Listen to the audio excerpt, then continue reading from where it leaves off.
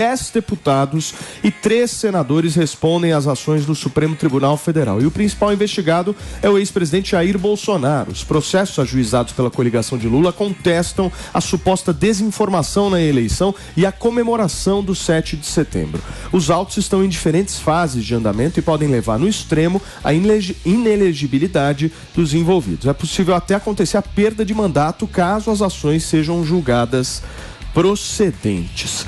Maninho, eu começo essa por você, porque nós estamos falando de vários deputados que são do PL, que estão envolvidos, na realidade, numa investigação, como eu citei aqui, do ex-presidente da República, Jair Bolsonaro. Então são os nomes Bia Kicis, Carla Zambelli, Eduardo Bolsonaro, Gustavo Gaia, Nicolas Ferreira, Alexandre Ramagem, Caroline de Tone, Luiz Felipe de Orleans e Bragança, Mário Frias e Ricardo Salles. Sim. Você acha que esses parlamentares podem mesmo perder o mandato?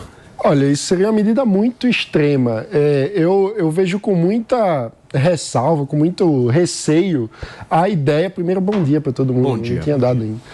Eu vejo com muito receio a ideia de ver o judiciário julgando elegibilidade depois da eleição. Esse tipo de avaliação precisa ter celeridade, porque o voto vale, né? Então, quem tem que eleger as pessoas é o eleitor. Esse tipo de decisão que pode acabar custando o mandato de alguém que já foi eleito gera mais desconfiança sobre as instituições brasileiras. Então, eu vejo isso com muito receio. Isso dito, a gente também não pode normalizar alguns usos eleitoreiros do Estado, como foi, por exemplo, aquele caso no 7 de setembro, que foi uma coisa absurda. Era o bicentenário da independência, algo que, inclusive, qualquer conservador, na minha visão, devia levar muito a sério como um ato de celebração do Estado brasileiro, daquilo que o Brasil é como nação. E, no entanto, quem não se lembra daquele discurso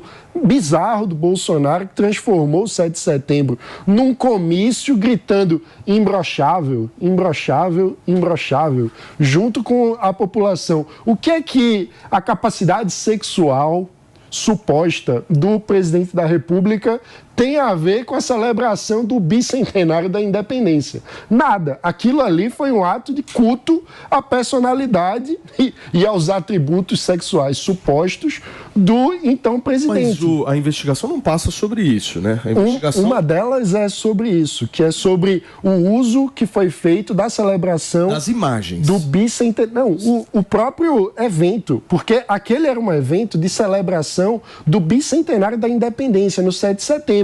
Devia ser um evento cívico, um evento nacional. Mas o que você está me dizendo é que o TSE está investigando se o Bolsonaro é imbrochável ou não. É essa a discussão. Para entender. O TSE está analisando se aquele discurso do imbrochável é um discurso de Estado, de celebração do bicentenário da independência, ou um uso indevido da estrutura do Estado brasileiro para a campanha eleitoral de Jair Bolsonaro e do pessoal que estava ali com ele. Muito bem. Jotinha, como é que você vê essa zona toda chamada Brasil, hein? Olha só, Paulo, eu vou ser bem sincero contigo. Eu tenho muito ceticismo sempre quando a gente trata sobre as últimas investigações que estão acontecendo. Eu mantenho meus dois pés atrás e se tivesse um terceiro, ele também estaria.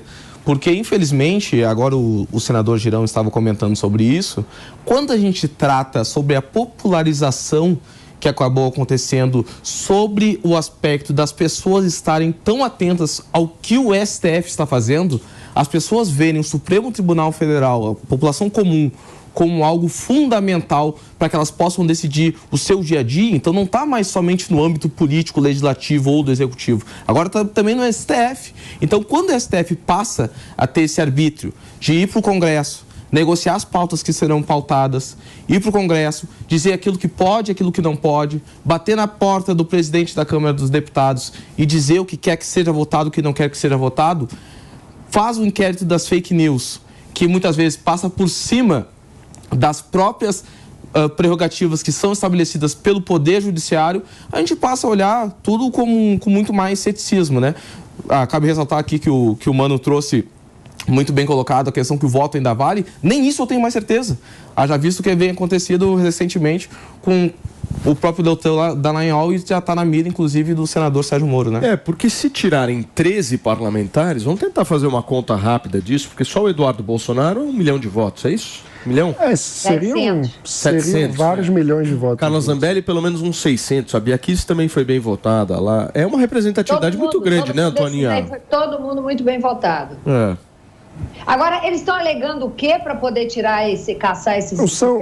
São diferentes usos do Estado para adquirir vantagens na corrida eleitoral. Não, mas nesse caso dos parlamentares é justamente a disseminação de todo esse conteúdo que foi gerado através do 7 de setembro. É que são 13 parlamentares. Alguns estão em um inquérito, outros estão em outro. Tem vários inquéritos aí envolvendo o Bolsonaro e seus apoiadores. Então, vocês repararam, mano, desculpa, isso aí são os deputados da ala radical do Bolsonaro. Isso. Vocês repararam, são os deputados da ala radical do Bolsonaro. Exatamente. Isso é seríssimo, gente. Isso é seríssimo. Agora, é aquela coisa. A gente, por um lado, a gente não pode normalizar o aparelhamento do Estado para fins indevidos, para promoção eleitoral de alguém. Até porque imagina o PT usando o Estado brasileiro sem qualquer limite para ser reeleito eternamente. Então é o tipo de coisa que, por princípio, a gente precisa pensar como punir. Agora, também nem toda punição precisa virar inelegibilidade para custar o mandato.